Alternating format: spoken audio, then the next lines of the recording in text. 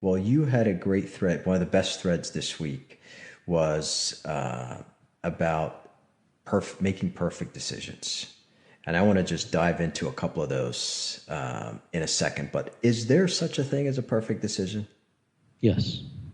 Okay, describe it for me. The perfect decision is the pure decision.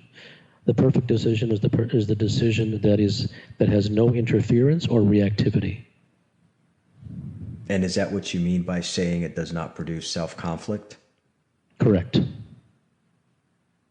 And do you? And a perfect decision does not always produce the so-called perfect result.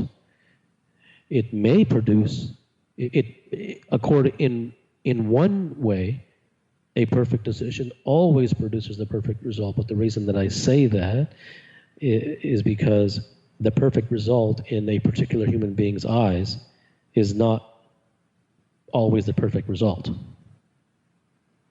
Well, see, that's why I bring it up, because I think you captured in about 8 or 9 words what countless books and articles talk about is this whole art and science or whatever of decision making. When you said that the decision is wise if it does not produce self-conflict, that doesn't mean that the decision is going to be right, or it doesn't mean that the decision is going to be wrong. I look at that as being one of those uncompromising things that you talk about is, hey, as long as I feel no inner anxiety when I make a decision, whether it's right or wrong, I'm going to make it. Am I on the right track in thinking like that? I think that can be bastardized. I would say that as long as I feel nothing after having made it, then it's a perfect decision. Where conscience doesn't open its mouth, and neither does fear, and neither does excitement. Where there's a flat line. And because if you do it before, then people are clever human beings.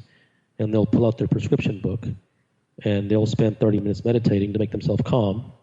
And then in that narrow 14-second window, they'll make the decision and see, I made it while I had no anxiety. Mm-hmm. And then on the 15th second, of course, they become crushed by the anxiety that they've, held at the door.